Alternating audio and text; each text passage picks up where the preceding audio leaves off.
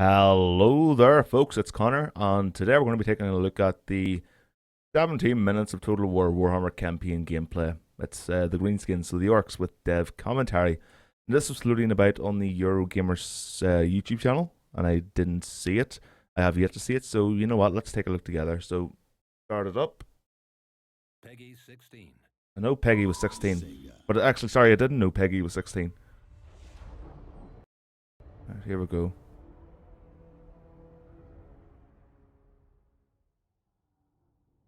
Hello and welcome to the first look at Total War Warhammer campaign gameplay. Today we're playing through a single turn some way into a greenskin campaign, so while you'll see some features and mechanics shared by all the races, you'll also see some that are unique to the greenskins and their hyper-aggressive play. Can I just say that the map looks pretty damn cool? I mean, you know, all the mountainous terrain, you can see the Gulf here, the Middle Sea, the Sea of Claws, Gulf of Kislev. It does look pretty damn interesting strategically. I have spent a bit of time actually looking at the Warhammer map. It's very nicely laid out and designed. Alright, let's continue. We're at alpha stage in the game's development right now, so please bear in mind that everything you're about to see is not necessarily final and is subject to change. So if you spot any UI that's not quite there or any other funny business, please rest assured we are still working on it. Okay, so this is the overview map of the old world. The extent of the campaign map will unfold with the two subsequent expansions coming further down the line, but the initial release deals with this central part of the Warhammer Fantasy Battles world. Down south here we have the Badlands, home to the various greenskin tribes. Over to the east lie the World's Edge Mountains, which, as you probably know, is the principal domain of the dwarfs, though other clans can be found in the Grey Mountains to the west. This central area is home to the Empire and the dread vampire counts, with the lands of off to the west. And finally, up north, we have Norsk, the stomping grounds of various chaos-influenced tribes of rowdy Norsemen. And, of course, the Chaos Wastes themselves off to the northeast.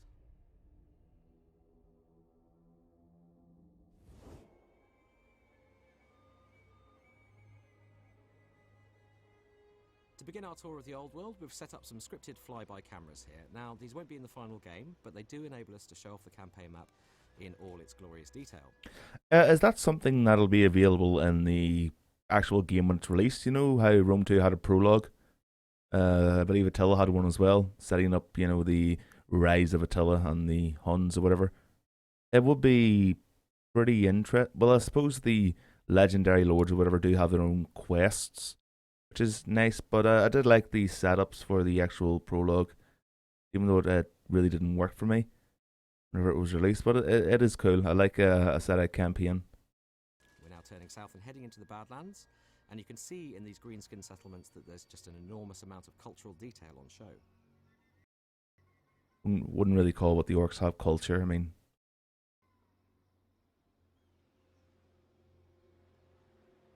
ooh, that looks nice.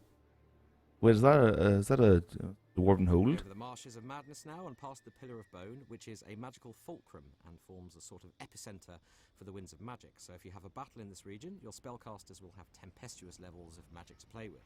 Tempestuous? What the fuck does that mean? The southern reaches of the World's Edge Mountains now, and we're getting firmly into dwarf country, an area in which the greenskins are eternally encroaching.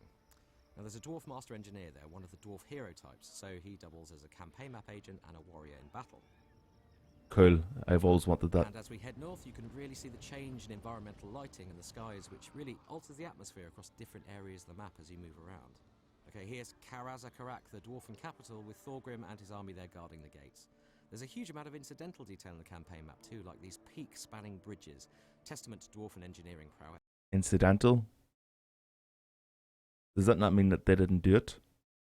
But they did do it because it's a game and it's been developed and designed. Sorry if I'm being picky. It's slightly annoying. Our first stop today is at Karak Kudrin, a dwarf stronghold which is under siege by one of our orc lords and his army. You can see the proud nobility of the dwarves etched into the very architecture there. Oh, look to the right or the left. Sorry, is that a dragon? Hold on, is that a vampire count army? That could be an undead dragon. That is so cool. By the way, I hope we actually get to see this siege. I really do hope we get to see the orcs sieging the dwarves. But I mean, this looks pretty damn awesome. The Campion map is beautiful. It really does look like Warhammer. I mean, you just get that vibe instantly from looking at it. So, looking at Musk the Astute here, we can see that he's a level 11 Lord, and he has mostly character and battle skills. And we'll look at the skill trees in a bit more detail shortly. He's also got a couple of magic items on him, the Armour of Gork and the Battle Axe of the Last War. Now, each hero, Lord or Legendary Lord, can be equipped with up to 6 of these magic items, and they will appear around the portrait here. I wonder if they're visually represented in the game. I mean, it wouldn't really be a big deal if they weren't, but you know, if your general could actually be customized and you know change the color of his armor, put like I don't know maybe different decals or stuff on his armor, different I don't know work designs, well designs, uh, it would be pretty cool. I mean, it would also be pretty cool for the orcs if they you know when they increased in veterancy in chevrons whenever they gained more experience, if they actually grew in size, because that is kind of how orcs work. I haven't heard anybody talk about that yet, or if that's even going to be in the game, or I haven't even heard if it's not going to be in the game. But that would be something that would be pretty damn cool. It would show that this army has been with you since the start of your campaign. These black orcs have been with your general for so long that they're now almost the size of the general. Then again, I suppose that would cause you know them to challenge the general,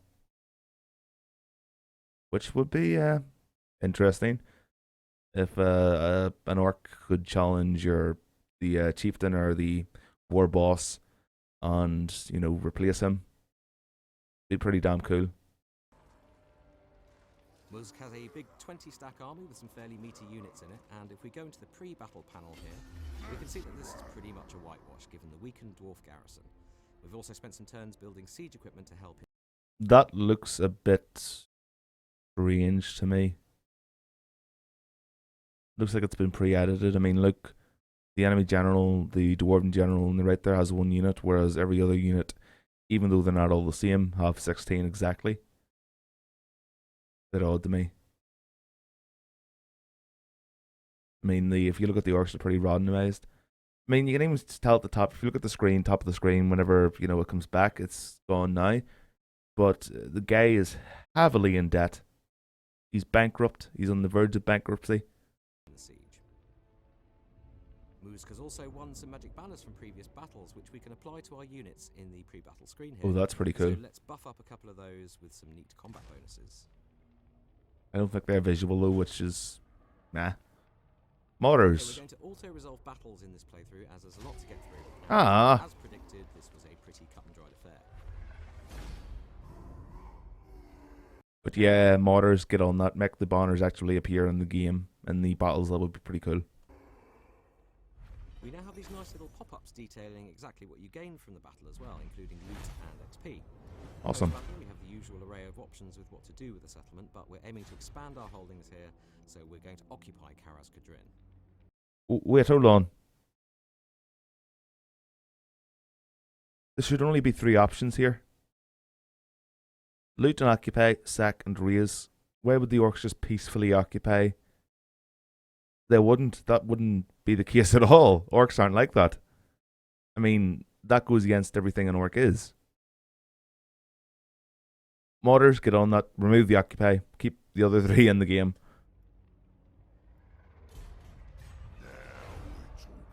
Now the city is ours, and you can see that the greenskins have really made their mark on it, festooning it with orc iconography and infrastructure. Oh, this is gorgeous. I mean, it's not. It's orcish, but it looks fucking cool. Now, if the dwarves capture this city back... I mean, sorry. Look at the how they put like a the insignia of the orcs over the dwarven statue's head. That is pretty damn cool. I mean, come on. That will all get torn down, of course.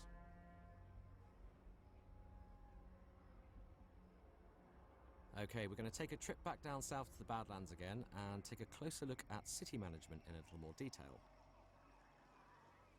There's that dragon again.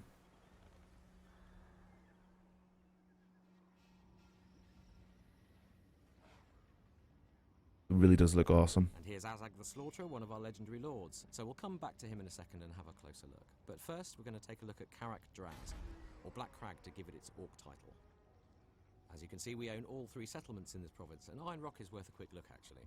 You can see just how characterful these settlements really are, with this settlement clinging to the remaining side of an old volcano, a suitably orky place to call home, not least as it's yet another foothold in dwarf territory. The the UI is very, very nice. I mean, I know the emblems here, the little images are very, very simplified. I mean, you just get one image with, one, two, three, four, five, or six, or whatever it reaches. But I don't know. I like it. I mean, I never really paid too much attention to the art of what I'm building. I just want to build things to advance my armies. So personally, that's nice for me, but I don't know about a lot of you guys. But yeah, I like it. Also on the left there, it gives you more information. What religion they are, 10% chaos. Next turn to be -1. Income 637. Obedience 100 -2 next turn. I mean, that's pretty cool. Extort income. Oh, that must be kind of like raise taxes, only you extort it, which might piss off the populace, but give you more. Back to Karak Draz now, and you can see the kind of iconic style we're going for with our building icons. So we've got this very clear categorization of the different building branches. Let's just build some defences here for now.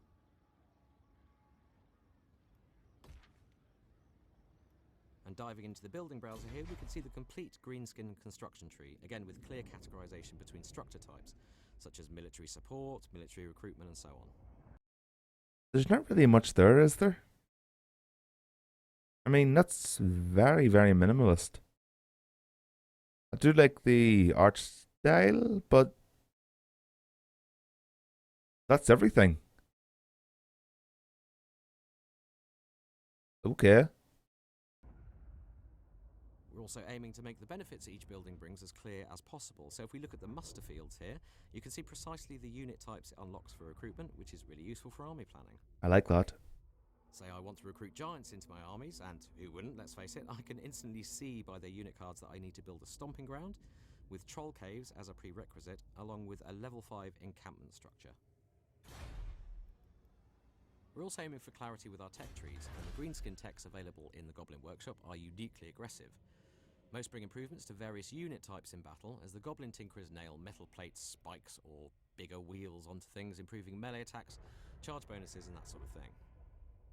There's a couple of high-tier unit unlocks here too, in the shape of the Arachnarok Spider and the Doom Diver. But for now, we're just going to improve our chariots by hammering bigger wheels onto I them. really do like this tech tree. It really is pretty cool. I do hope it's visual. Now, each race's tech tree works in a very different way. So, for example, the dwarfs focus on both civic and military structures, while Empire actually need to build certain buildings to unlock parts of their tech tree. Right, let's take a look at Azag. And as a legendary lord, he's uniquely skilled and powerful. We've already unlocked his Crown of Sorcery, which gives him Awesome. access to the law of death magic, which makes him a potent combination of general, melee warrior, and spellcaster. Diving into the skill trees now, and all lords have 3 core skill trees. Campaign skills, which improve their performance on the map, battle skills, which improve the performance of the various troop types in their army, and character skills, which enhance their personal fighting ability. And this branch here is the Law of Death, unlocked by Azag's Crown of Sorcery, and you can see summaries of all the skill effects along the side here. Okay, guys, so if you look at the top row there, Azag's Art Armor, the Crown of Sorcery, Slaga's Slashes, you can see what the actual legendary hero, whatever, is going to be equipped with. You can see Skull Muncher there. Skull Muncher is Azog's Wyvern. It's not that, often an orc will actually ride a wyvern. They're very unruly. So they'd rather eat you than have you ride them. So, yeah.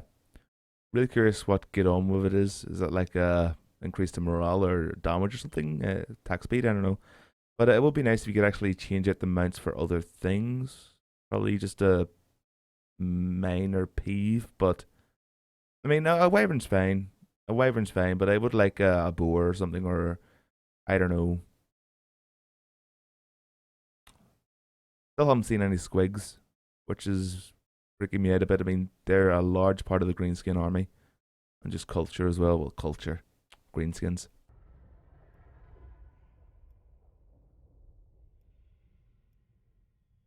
Characters now have 30 skill levels, and the skill trees are therefore way, way deeper than we've had before. I'm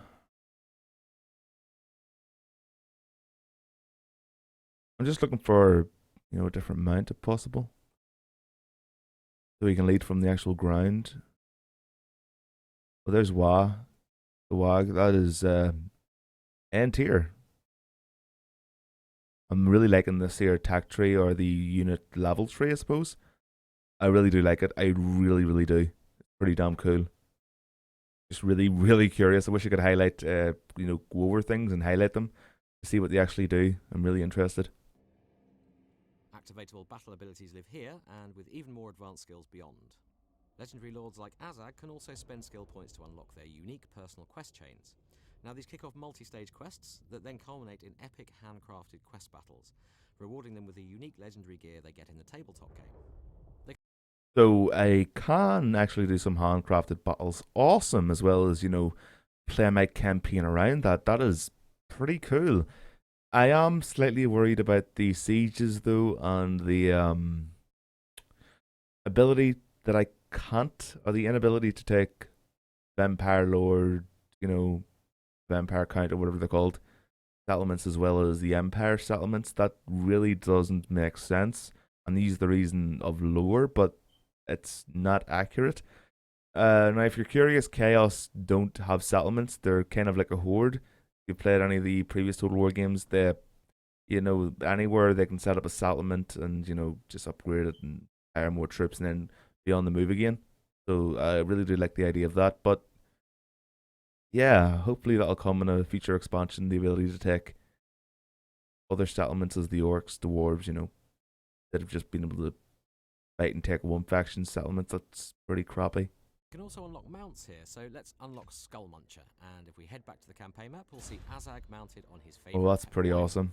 which is obviously going to absolutely transform the way you use him in battle.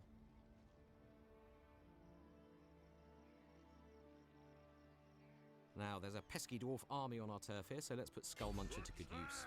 It's a Oh, can we actually get to see an army here? A battle? That army looks pretty solid. pretty even fight here. The dwarf lord there Well, it's not an even fight. You've got a full army. He has half an army. is well equipped with magic items too. So let's go ahead and auto-resolve and see how we do.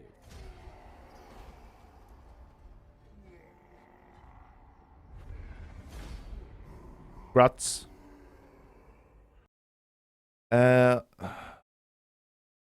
4 boys, 56 per, 60 per unit or so. Arrow boys, 120 units. Holy crap, he lost all his black orcs or whatever they are. I hope that's just set to large or normal even, unit size, because if that's ultra, I'm kind of disappointed. Because whenever I think of Warhammer battles, I think of massive, massive battles. By the way, what's this here? Is that like a WAG meter? Oh, hopefully he mentions that. Okay, close victory. Now, there's those loot pop-ups again, and this time we've rolled lucky and won a Pigeon Plucker Pendant, an area effect melee debuff for Azag. So, To be fair, if he did play the bot light on the actual, battlefield, the real-time strategy version of the game, or part of the game, he would have probably destroyed that Dwarven army without much of a problem and kept a lot of his men alive. I mean, look at all the ogres. Is that ogres or trolls? I think it's trolls. A lot of his trolls are dead. In fact, they're all dead. Rats, anyway. that's now hanging proudly around his big green neck. Sexy Azog. Oh, look at this. Slaughter captives. Kill them all. The enemy and their allies will really hate you for this. No fucking bullshit there. But the enemy will appreciate it. Your army will gain the following effect. Slaughtered captives turns 1. The boys are ecstatic after slaughtering recent captives. Oh, we get a morale increase for that. I mean, it doesn't make any sense that the greenskins would ransom troops back. Maybe, I don't know, that doesn't make sense to me. I do like that there. I like the slaughter captives and you actually get a morale bonus for the orcs. That's pretty damn awesome. It makes sense that if after a victory your troops are actually, happy. Their spirits are lifted because you've had a victory. Never happened in the previous games.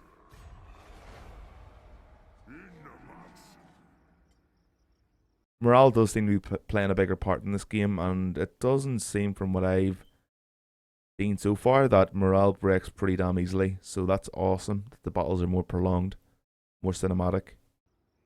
Okay, we're going to head into the mountains now and take a closer look at one of our goblin armies who, in true goblin fashion, have got themselves into something of a pickle. Okay. I like pickles. What's that? Oh, no, look, go back to that big dwarf guy. Go back to him, please. He had a big fucking axe. Oh, volcano. So Clubber Spikebacker here and his weakened army have rather inadvisedly got themselves trapped behind a volcano. Hold on, guys. Look at that there dwarf's name. Dringo Rakas. That's an awesome name. I've heard that you can actually rename your generals and stuff. It's going to be fucking awesome streaming this. Name it after all of you guys. And sandwiched between two rather well-appointed dwarf armies. As we can see by their movement range, there's just no way past. Oh, guys, sorry. The general has one unit. I'm not sure if, he had a bodyguard unit or anything. But maybe that's just because the general only has one unit. I thought it was earlier with the dwarves. I don't know. I could be wrong.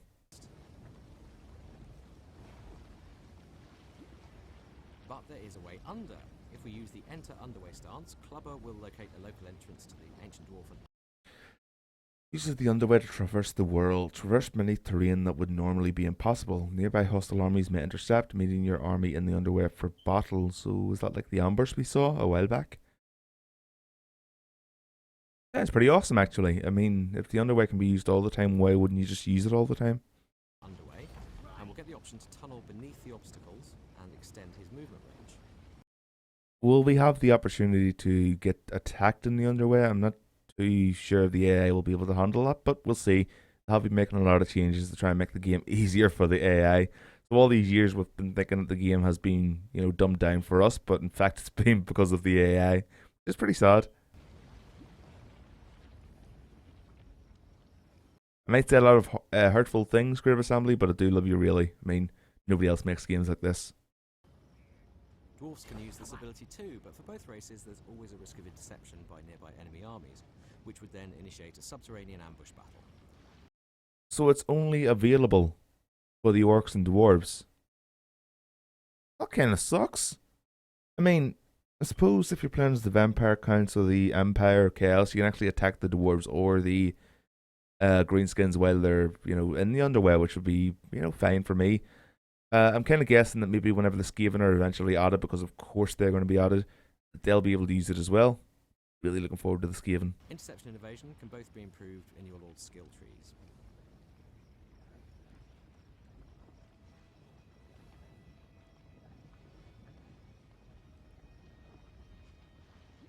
Over to the Pillar of Bone again now, and we're going to take a look at another one of our Goblin Lords. No, you forgot Sam and Frodo. They're still climbing Mount Doom. Rescue them. Who's having problems of a different order.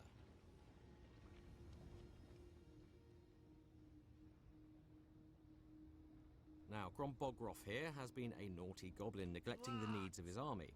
All greenskins need to fight, it's in their blood, and that's reflected by their fightiness rating here.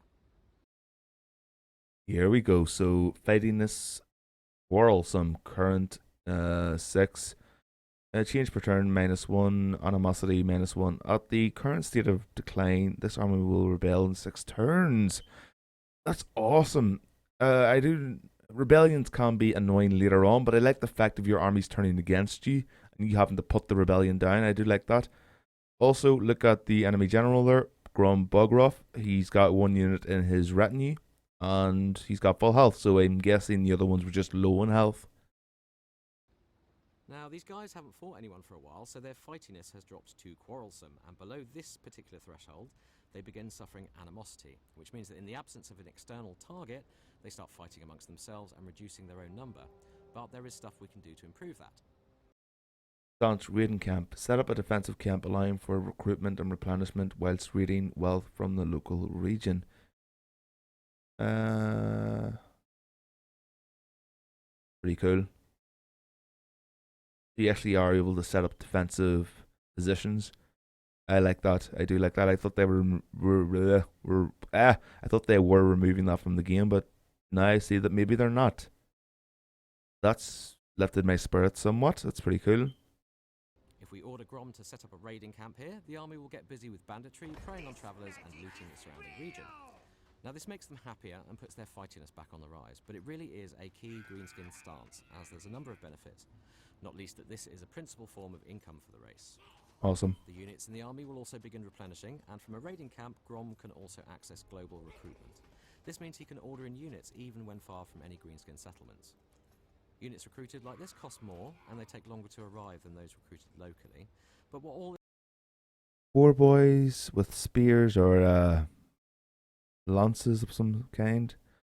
War boys with swords. Spider riders, spider goblin riders, wolf riders. What are they? Chariots? Goblin or orc chariots? Oh, we have night goblins. Awesome. Do we have any wild boys, wild orcs? We could have.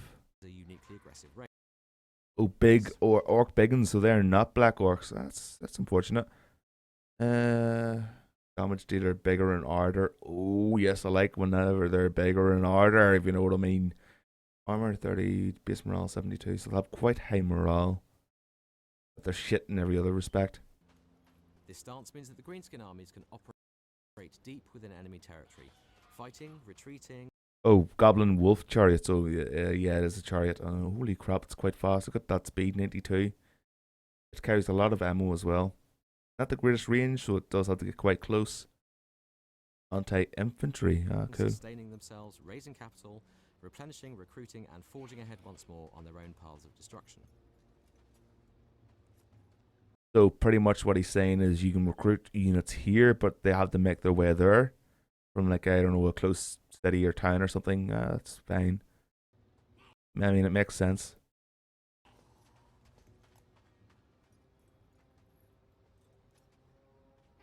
Now, as you might imagine, there are great benefits to having a high... So this here, Badlands, ambush, yes, so good. Success chance 15%, chaos corruption 9%, winds of magics, tempestuous, oh tempest, okay.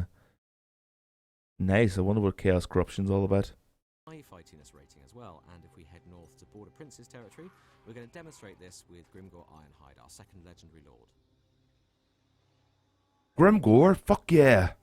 My favourite character in Warhammer.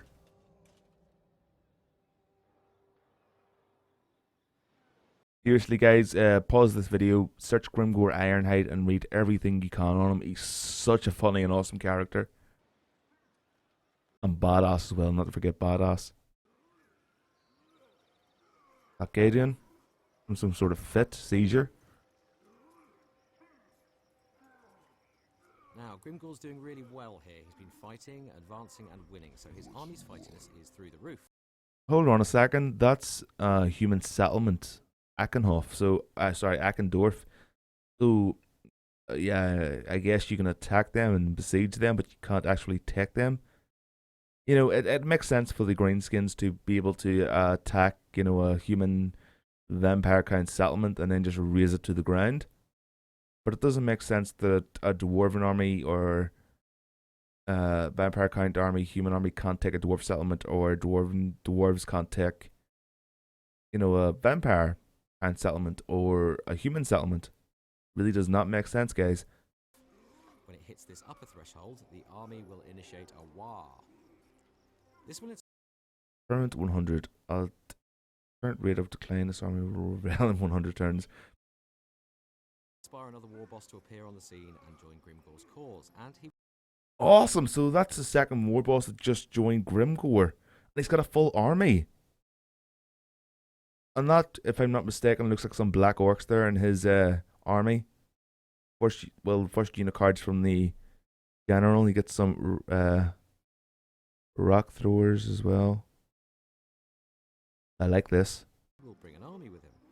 Now, war armies are AI controlled and will shadow the parent army around the map, supporting them in attack and defense, until the army is destroyed or the parent army's fightiness drops below the war threshold.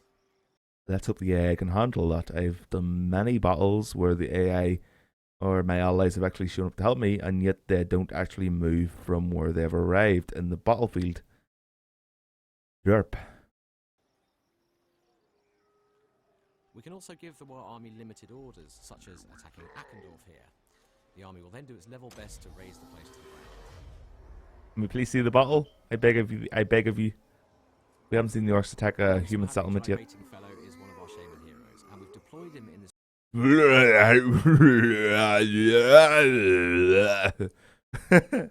Poor fag and murderer. That's gotta be a created name. That's pretty cool. Shaman is a living conduit to Gork and Mork. They're the orc gods. Can wield such arcane might that even the crustiest old war bosses have to be impressed. Damage buildings, magical interference, assassinate assault units, study, guiding. So that's all of what they can do. They kind of take the part of a spy and an assassin. And what do you call them? Campion as well from assault unit. Pretty cool. Region here to perform something called magical interference. Now he's busy sucking the winds of magic out of the air right now, which will reduce the amount that enemy armies will have access to if they fight us here. Of course, we can also attach heroes to armies, so he will appear as a spellcaster unit in battle. And Grimoire is going to need his services, so we're going to do just that.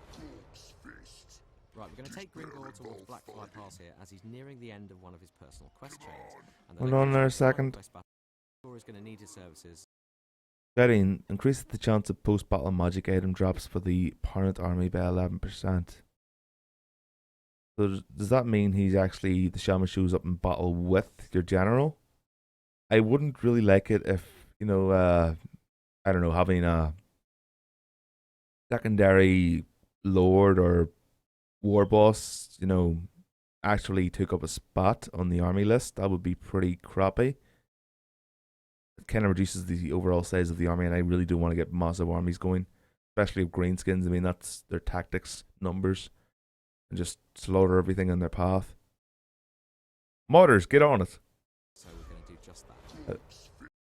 When it releases, of course. Right, we're going to take Grimoire towards Blackfire Pass here, as he's nearing the end of one of his personal quest chains. And the location of the final quest battle in that chain is marked here by this blue floating icon. If we click the marker, we can see the details of the quest with a little narrative background, and the reward, in this case, some bonus XP and Gitsnick. Right, let's read this here then. With this mob following a safe distance behind him, Grimoire stalks toward Blackfire Pass, a murderous red gleam in his eye. Any boys reckless enough to come near him growling, I'm gonna stomp them to dust, I'm gonna grind their bones, I'm gonna pile them up in a big fire and roast them. I'm gonna bash heads, break faces, and jump up and down on the bits that are left. And then I'm gonna get really mean. So all that before he actually gets serious. So gives Grimoire 15 experience, which is nice, and gives him Gitsnick. Win the following battle with Grimoire Ironhide's army. Gitsnick, okay. Legendary axe. Oh, it's an axe. Shaped in the demon forges of Jarnagrund, Grimoire's mighty axe, Gitsnick, has never grown dull despite its constant use. Plus 6 melee damage base, plus 12 melee damage AP attack power, is it? Augment, so it's an augment duration 20 seconds. Okay, so it's like a short buff. Pretty tasty too, with a major armor piercing buff. Oh, armor piercing, okay. We can also examine the army that will be arrayed against us, and it is fairly substantial, with a warrior priest, a celestial wizard, some great swords, plenty of infantry, artillery, and an altogether terrifying steam tank. And it also says just below that, reinforcements expected, so you might be going against a bigger army. I really am liking the look of this, guys. I'm just worried if it's going to be as bad as Rome 2, but you know what? They have put a month, the game back a month from release because they want to polish it more. So hopefully that's a good sign. I am really looking forward to it at this point. Let's hope they don't let me down again. Let us down again. Also, I like the warrior priests a lot. They're pretty damn awesome. Was that also not the battle they first released with Karl Franz leading the Empire against the Orcs? Blackfire Pass? I'm pretty sure that's it. But we're going to save that battle for another day. For now, we're going to take one final flight across the rest of the No. campaign map. No, dude. I want to see the battle. Why would you do that? Screw that nonsense. Through Blackfire Pass now, and we're entering proper Empire territory and towards Reichland, which is Karl Franz's domain. And in fact, there he is on Deathclaw, guarding against a greenskin army. Cool. That's like a rebel. The swirly effect you see is a tempest of magic, which should make for lively spellcasting in this area. Oh, look at all the Also see some greenskins. other greenskin tribes here striking deep into the lands of men. Up through the Grey Mountains, we can see some Of which they can't capture, by the way. more dwarf strongholds to the right there, and through the pass into Bastogne and the lands of Bretonnia. So, in case you guys didn't know, there's not just one greenskin faction in the game. There's many, as well as many dwarven factions, many, of course, human factions, of course, many chaos factions, you know, that kind of thing, as well as, I believe, different ones that are throughout the place. So there is quite a lot going on, so you have to subdue and conquer other greenskin tribes. And it would be pretty cool if there was a mechanic to challenge their war boss and kill him and then take command of the actual greenskin horde that you've just bested. That would be pretty cool.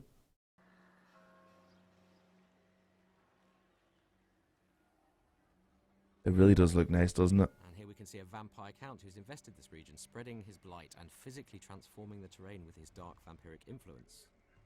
Hold on a second, this looks pretty cool. So I'm assuming this is kind of like spreading religion, only it's like complete opposite.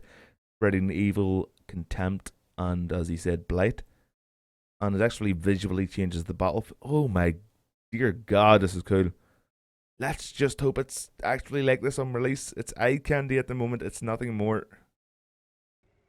Who's this fellow up ahead? The vampire count. Oh, hold on, is that the leader of Bretonnia? I can't remember his name, it's some French git. Up over the Sea of Claws now towards Pack-Ice Bay, and ahead lies Norsk, a bitterly inhospitable region populated by the vicious, chaos-influenced Norse tribes. Awesome. Army Question. will suffer attrition, but that's Question, sorry, is there naval battles? I myself don't particularly like them. Well, in the naval aspect. But I do like attacking towns and cities from the sea. Deploying my troops, you know, getting them off the ships, disembarking, and it just feels really cool. I hope they haven't removed that, because it'd be more than a few steps backwards, and, well... probably the least of their worries, given how close the region is to the Chaos Wastes, and the terrors that it's gearing up to... More dwarves there.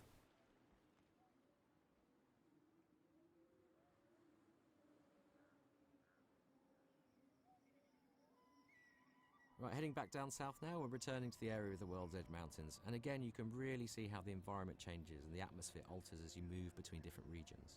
Okay, dude, okay, we get it. It does look nice though, doesn't it? It looks pretty damn impressive. So what's that? Oh, there we go. That looks like an enemy hostile greenskin camp there, or city, which is nice. It looks more like a town than a city, to be honest. But it's cool that you actually get to fight other greenskins. That's really what I'm looking forward to, as well as fighting the Chaos Boys. Okay, that's pretty much the end of our tour of the Old World for now, and just a brief window on greenskin gameplay. We're going to be examining the other races in a bit more detail. Hold on a second, what's that over to the left? That must be some type of quest or something? In future, as they have plenty of their own unique gameplay mechanics. Now we'll be hosting a developer live stream next week, more details on that soon, but do tune in if you've got any questions and we'll do our best to answer them. I bet that went well. I mean, they are trying. They really are trying. Which is nice. It's nice, and it's a relief that they are trying so hard. Unfortunately, there's a couple of members of their staff who are higher up that are pretty much assholes. They lie quite a bit, and unfortunately, the entire company gets, you know, get it on.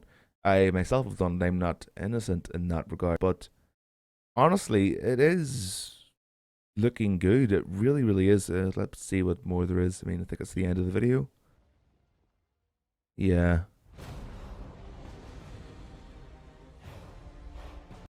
See if it says pre-order for Chaos, I will fucking flip.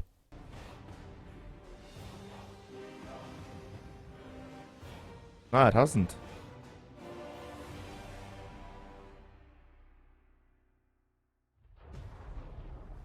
What's this here? Pre-order now to secure your copy. It's Chaos Warriors, of course it fucking does. High King Edition, so what's that? The Book of Grudges, Steel Case, Insider Guide. You need one of those. A drinking horn, some type of map, a runestone, and a ring. And I bet it costs like $200. Not worth it. So the actual Book of Grudges is more like a case. But there you go, guys. Anyway, that is my impressions on the, well, 17 minutes of gameplay for the Greenskins campaign. I'm not going to lie, it looks pretty awesome. It really does. It's impressing me more and more with every video. It looks like they're actually polishing this a lot more than they have with previous titles, which is cool. It's just very unfortunate that the AI still sucks and that they're pretty adamant on not getting a new engine and just polishing the turd of an engine they're using now, which is the Warscape engine. Honestly, the Warscape engine is abysmal. It's a horrible engine, and I really, really wish they'd get a new one going, because God knows they need it. Imagine next gen Total War games, because this engine has been in use for quite a long time at this point. But yep, thank you guys for watching. Maybe more of these will be coming if they release new videos. Not really want to deal with videos I've already watched. It's pointless. But yep, I'll see you next time, guys. All the best. Bye bye.